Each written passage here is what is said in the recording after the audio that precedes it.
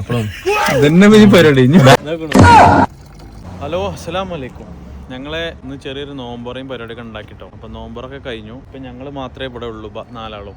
അപ്പൊ അൽഹംദുലില്ലാ നോമ്പറൊക്കെ കഴിഞ്ഞു, ഒക്കെ സെറ്റായി. ഇനി ഞങ്ങള് എന്താണ് അടുത്ത പരിപാടി? അപ്പൊ നമ്മൾ ഇനി അടുത്ത് പോകണമെന്ന് വെച്ച് കഴിഞ്ഞാല് ഷാർജിലൊന്ന് പോകണം. അവിടെ പോകേണ്ട ഒരു ആവശ്യമുണ്ട്. അപ്പൊ അവിടേക്കാണ് ഇപ്പൊ ഞങ്ങള് നീങ്ങുന്നത്. അവിടെ പോയിട്ട് ചെറിയൊരു പരിപാടി ഉണ്ട്. അപ്പൊ ഇനി ബാക്കി ഷാർജി കാണാം. ഓക്കെ, ഇനി നോമ്പ് തുറന്നിട്ട് ബാക്കിയുള്ള സാധനങ്ങൾ കുറച്ച് കൂടെ ഈത്തപ്പഴ ഉണ്ട്, കുറച്ച് ഫ്രൂട്ട്സ് ഉണ്ട്, കുറച്ച് എണ്ണക്കടി ഉണ്ട്.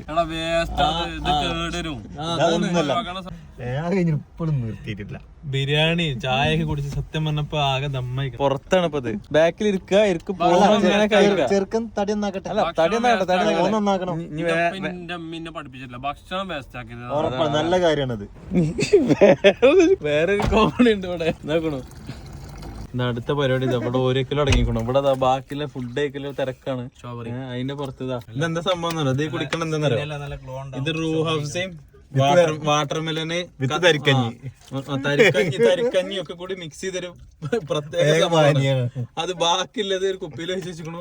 അതിങ്ങനെ കുടിച്ചോണ്ടൊക്കെയുണ്ട്. ഫുള്ള് തിരക്കാണ് ഇപ്പൊ. കുറച്ച് വെള്ളം കുടിച്ചില്ല. ഫുഡ് തന്നെ കഴിഞ്ഞിട്ടുള്ളൂ. ബാക്കി എന്ത് പരിപാടി ഇതന്നെ പരിപാടി. ഇനി ഷാർജിയിലെത്തോളം പരിപാടി. പിന്നെ ഇനി ബാക്കിയുള്ളത് ഇനി എന്താന്നില്ല ഇനി പോയാ കേട്ടോ. അപ്പൊ ഇനി മനസ്സിലാവും.